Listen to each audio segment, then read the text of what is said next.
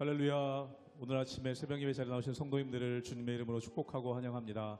이 시간 함께 기도하며 예배 자리로 나가도록 하겠습니다. 함께 기도하겠습니다. 하나님, 이 시간 저희들의 마음을 주님 앞에 내려놓습니다. 이 새벽에 주님께 향한 우리의 기도와 우리 예배 가운데 하나님의 은혜를 부어주시며 홀로 영광 받아 주시옵소서. 우리의 심령 가운데 하나님 말씀하여 주실 때 영원히 회복되는 일이 일어나게 도와주시며 우리가 기도하는 가운데 하나님의 응답을 경험하는 귀한 예배 자리가 되게 하여 주시옵소서. 감사드리며 예수님의 이름으로 기도하옵나이다. 아멘.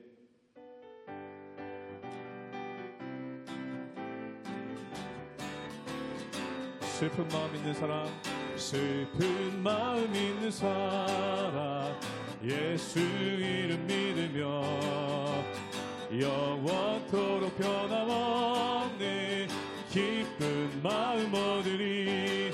예수의 이름은 세상의 소망이요, 예수의 이름은 천국의 기쁨이. 거룩하신 주 이름, 거룩하신 주의 이름, 너의 방패 삼으라. 환난 시험 당할 때에 주께 기도드려라.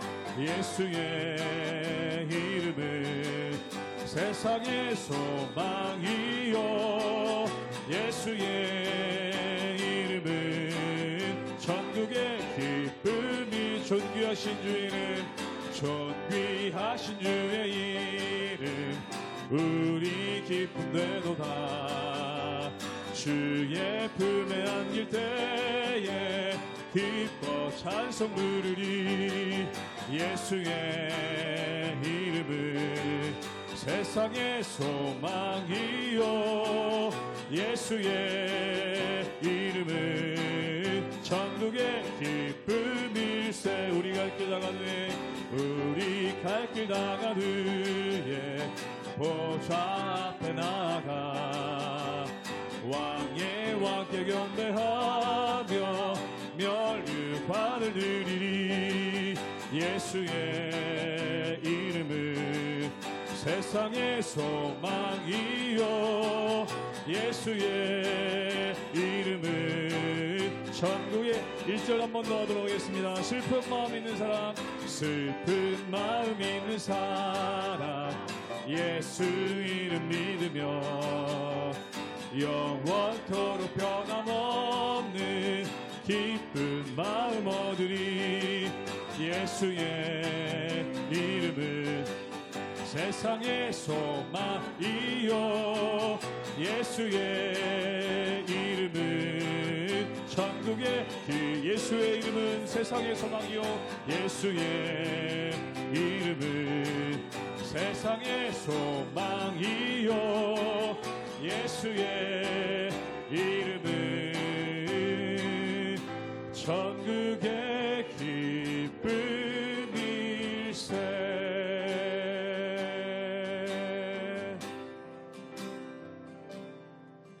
내가 주인 삼은 모든 것 내려놓고 내 주 되신 주 앞에 나가 내가 사랑했던 모든 것 내려놓고 주님만 사랑해. 내가 주인 삼은 모든 것 내려놓고 내 주 되신 주 앞에 나가 내가 사랑했던 모든 것 내려놓고 주님만 사랑해. 주 사랑 어찌 풍랑에도 깊은 바다처럼 나를 잠잠케 해. 주 사랑 내 영혼에 맞서 그 사랑 위에 서리. 내가 내가 주인 삼은 모든 것 내려놓고 내 주 되신 주 앞에 나가 내가 사랑했던 모든 것 내려놓고 주님 나 사랑 주 사랑 거친 풍랑에도 주 사랑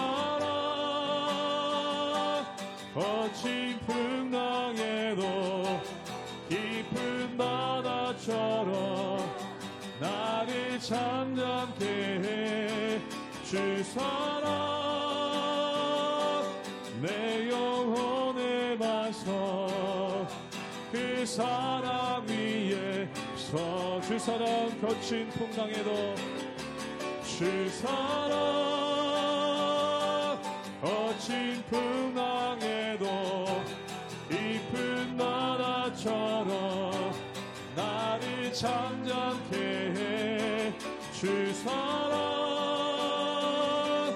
내 영혼의 반석 그 사랑 위에 서리.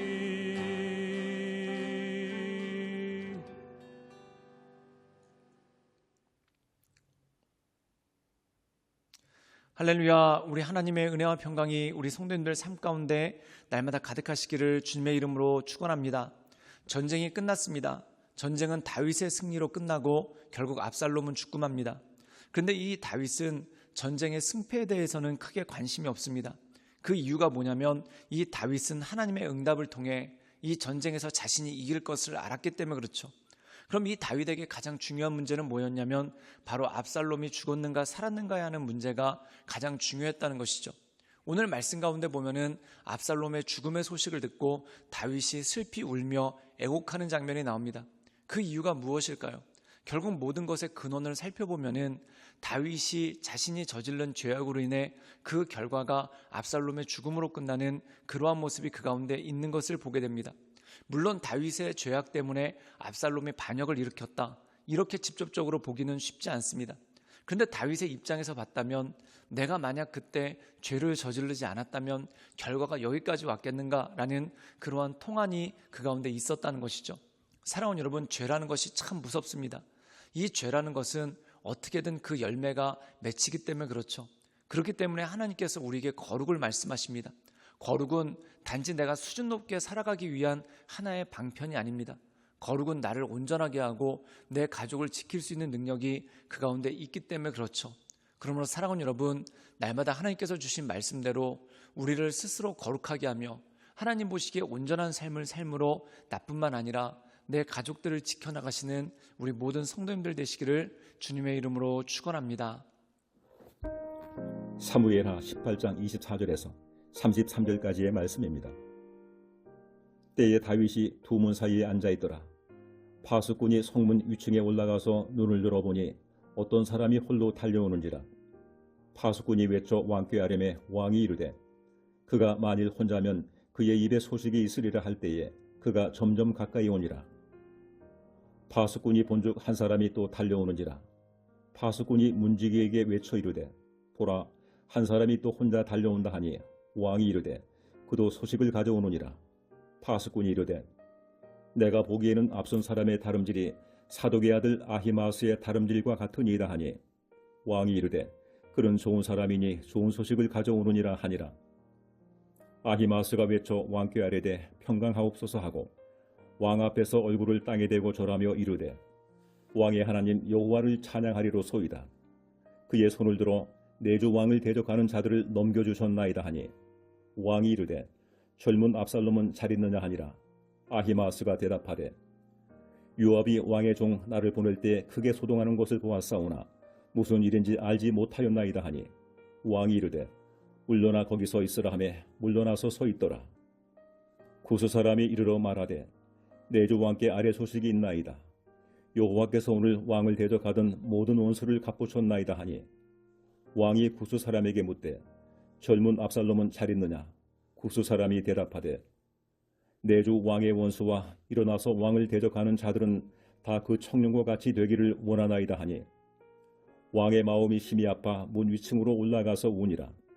그가 올라갈 때 말하기를 내 아들 압살롬아, 내 아들 압살롬아, 차라리 내가 너를 대신하여 죽었다면 압살롬 내 아들아 하였더라. 오늘 말씀 가운데 보면은 어제까지 나왔던 전장의 분위기와 다르게 다윗이 이 전장에서의 소식을 기다리는 모습이 오늘 말씀 가운데 나와 있는 것을 보게 됩니다. 근데 오늘 말씀 가운데 보면은 그 첫 번째 소식을 전한 것이 바로 아히마아스죠. 우리 함께 사무엘하 18장 28절의 말씀을 읽도록 하겠습니다. 제가 읽겠습니다. 아히마아스가 외쳐 왕께 아뢰되 평강하옵소서 하고 왕에게 얼굴을 땅에 대고 절하며 이르되 왕이 하나님 여호와를 찬양하리로소이다. 그의 손을 들어 내 주 왕을 대적하는 자들을 넘겨주셨나이다 하니, 오늘 말씀 가운데 보면은 아히마아스가 와서 왕에게 승리의 소식을 전합니다. 그런데 그때 다윗은 승리의 소식 다음에 압살롬의 생사의 여부를 묻죠. 근데 이 아히마아스가 사실대로 이야기하지 않습니다. 그 이유가 뭐냐면 그는 압살롬의 죽음을 알고 있었지만 미처 자기가 급하게 출발하느라고 어떻게 되었는지 알지 못했다라는 말로 얼버무리게 되는 것을 보게 됩니다. 사랑하는 여러분, 그 이유는 뭘까요? 다윗이 3명의 장군들과 또한 출전하는 모든 군사들에게 이 압살롬에게 너그럽게 해달라, 즉 그를 살려달라라는 그러한 명령을 내리고 부탁한 것을 모든 사람들이 알고 있습니다. 근데 이 요압이라는 사람이 자신의 나름의 계획대로 이 압살롬을 죽이게 되는 그러한 일들이 그 가운데 있었죠. 즉 다시 말해서 왕의 명령을 거역했다는 겁니다. 이 아히마아스도 그것을 너무나 잘 알고 있었죠.